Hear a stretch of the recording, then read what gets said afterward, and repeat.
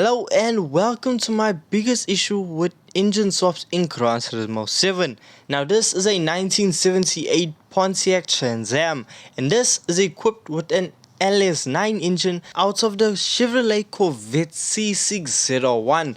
This car is incredibly powerful, great around corners, and in my eyes just a perfect American sports car. So since I'm in love with this Corvette, I should be in love with the Pontiac Trans Am as well because it has the same heart as this beast. Now once you get behind the wheel of the engine swap Pontiac, you begin to feel all 900 horsepower getting sent to the rear wheels.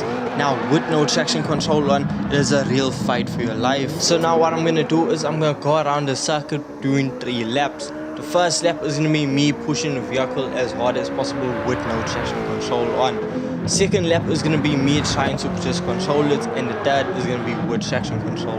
And as you can see, with me going and pushing the vehicle as hard as possible, it goes without saying, 900 horsepower in an old vehicle.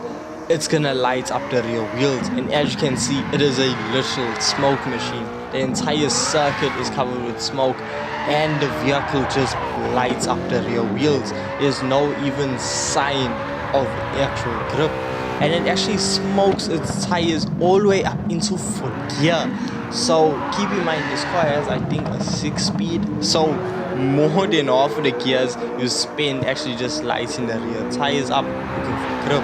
Now this just highlights the problem with having so much power in a very old car.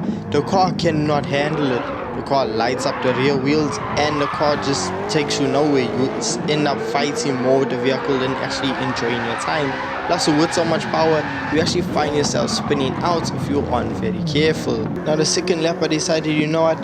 We aren't just gonna smash the throttle, we are actually gonna control it and just see how fast we can actually go around the circuit. And it made such a difference. But now, you don't want to really jump into a vehicle that you're scared to put your foot down in. If you're scared to do that, then what's really the point? You're not getting all the vehicle's capability now because you're too scared that you're gonna have to fight the vehicle. And now, if this is the fastest way to get around the circuit, it actually drains you because now you got to be concentrating about how the vehicle's handling. Is this enough throttle? Is it too much throttle? Is the rear end stepping out? Is it not? Do I have grip? There's so many things you have to think about when it just comes to having a very powerful engine in a car that just simply can't handle it. And now the thing is, this LS9 powered Pontiac is not the only one that falls victim to this. There are many other vehicles that have the same issue, like the Hellcat powered Willys Jeep, the 13B powered Mazda Miata, the LS7 powered Nissan Silvia. There are just so many cars that are engine swap, and if you notice, it's all the cars that have a lot of power going into very old vehicles. When I say old vehicles, I mean like very early 90s and going upwards, that really struggle to actually put the power down. Because if you take the 2JZ for example, we put that into a new 86, the car handles the power incredibly well. Whereas if you take the same 2JZ and you put it into a Silvia, the Silvia you'll notice will actually struggle a lot more than the 86. And I don't know if that's just the physics model or it's the realism, because let's be honest, if you engine swap an old car, it's a lot more unstable, it's a lot more sketchy than if you take the same power plant and put it into a modern vehicle. But then there's just some engines that are exceptions, where no matter what you put it into, the car is going to be absolutely chaotic. Now, on screen, you have been watching the Firebird going around the circle with traction control being on level 3. So the traction control is doing the throttle control for you. So it really takes away of, okay, am I putting too much power down? Do I need to let off? What's the story? The traction control really just limits how much power is actually put down. So that's like the only really acceptable way that you can get this car around the circuit in a fast time. Or you could change the vehicle just completely. Okay, saying that we're gonna change the car completely is a bit of an over exaggeration. So what we're just gonna do is drop the power level like drastically. We're gonna set it to 70% on the custom ECU. So with doing this now, the car is gonna see a massive change when it comes to power. So the car still has a lot of horsepower. Over 600 is still gonna light up the rear wheels. However, where the massive difference is, the car is so much more user friendly. The car allows for more mistakes. The car is still incredibly powerful. You can send it down the straightaway. It's still gonna be incredibly fast. However, the car is just around the corners, it's so much better. It's 10 times better than what it was when it had 900 horsepower. And now, as I said, this is I'm just using the Pontiac as an example because for all those cars that are listed exactly the same. Now, I have fallen victim to saying, oh, this is a bad engine swap, the car is uncontrollable, what. But I went back, I tuned the car, I took some power out, and I just fell in love with the vehicle. If you have a good tune in your engine swap, you have it to the high power setting, something that you can control, the car will honestly change your experience of driving these vehicles.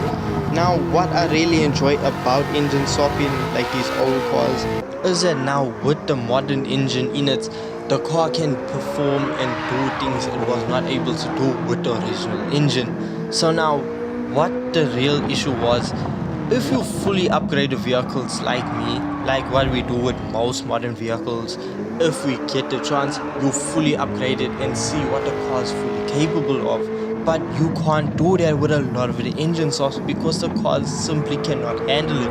I don't know if it's the suspension, if it's the actual car or what it is, but they just simply cannot control the power the way the modern vehicles can. That's why if you do test out engine swaps and you do want to play around with them, if you're lucky enough to get them, but that's a whole nother topic for a whole nother day that we've already spoken about. Engine swaps are incredibly hard to come by, but we're not going to get into that. Now, as I said, if you get a chance and you're just playing around with it and you feel like the car is a bit too much, then go in, don't be afraid, decrease the power and just get it to the right place, because once you nail it, you'll become so much faster. Like what I did here, I took power out and I was able to set faster laps with 300 horsepower less than what we already had, and I was going so much faster. It's really all about how much power can you control. If you can control all the power, well, good for you, well done, you're better than me. That's what I'm saying. It's really all about your personal taste. Can you handle the power? If not, take the power out and try again, and keep doing it until you absolutely nail the vehicle, because once you do, there's no better feeling in getting an insanely powerful vehicle around a circuit and doing it in the way you like. These cars are so much fun. It's just the fact of I've always had this mindset of, you know what, we're gonna go in fully upgraded and we're gonna test it out. And if you have that same mindset, then we could be leading ourselves astray. So do take your time. Sometimes you have to decrease the power to actually understand and feel full capabilities of this vehicle. So with all this being said, let me know in the comments, what do you think about this? Am I just talking a whole lot of wind, or do you actually agree with me? So that's my main issue with old vehicles with tons of power. They are uncontrollable and you actually need to bring the power down. So maybe you are running into the same issue and just reducing power may solve it. So with all this being said, thank you so much for watching, and if you want to watch more, click the video on screen now for more Gran Turismo 7 content, and I'll see you in the next one. Peace.